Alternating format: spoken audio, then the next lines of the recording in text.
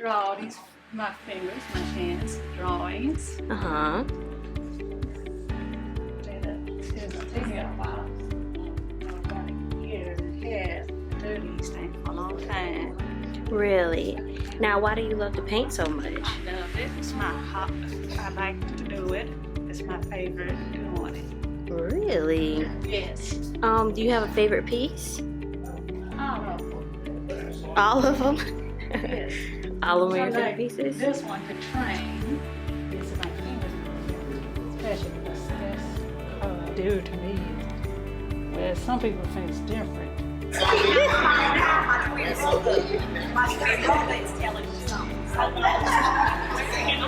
What's your name? Anita Butler. Okay, and how long have you been painting? About a year and a half.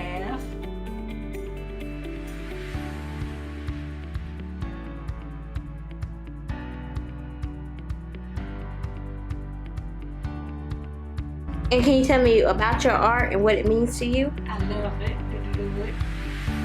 And why do you like painting with your fingers instead of a brush? Because it's easier. And when you're painting this stuff, what are you seeing in your head? It's like turning from my mind to it. And then you put your mind to.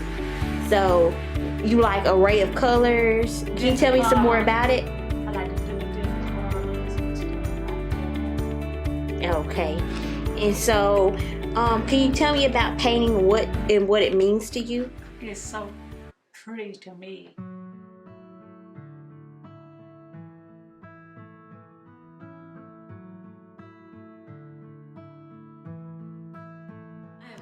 I am Taryn. I am Anita's older sister.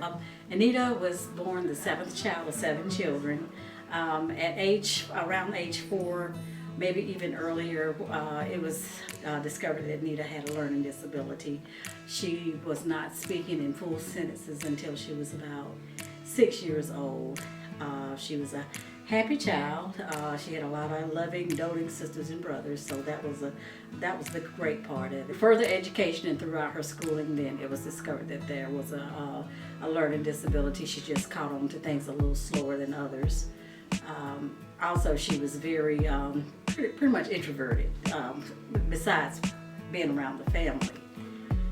She always did like to draw, and she had a love for art. And it was one of the things that we noticed that she really, really seemed to enjoy. Some years later, back in 2006, Anita had an emotional breakdown, which was later diagnosed as schizophrenia.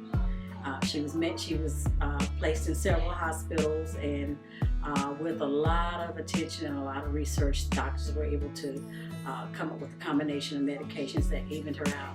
But one thing that did happen and that y'all noticed was that she became more of an extrovert during this transition. She was more sociable. She loved people. She became more outgoing.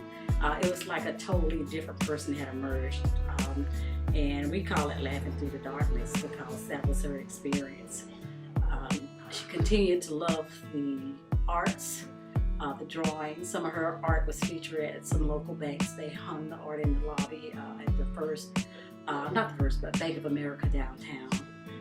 And through the mental health, we on visitations there, we would see some of the artwork, and we kind of got the idea that, well, hey, her work is pretty good too. Maybe we should try to explore this and see how that would go. And later on, she started, decided, well, me and her, we would go to Walmart just about every week, and they had a reasonable priced art department, and that's when we start buying the canvases and the paints.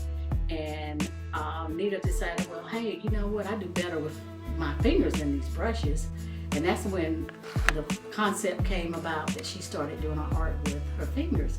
And so we nicknamed her Fingers. And at this point now, the Greenville Art Guild, for the month of June 2019, recognized her art. And she's been on display throughout the entire month. She had a reception last Saturday, June 22nd. She had a great showing. And I think she's just been inspired ever since. It's her love.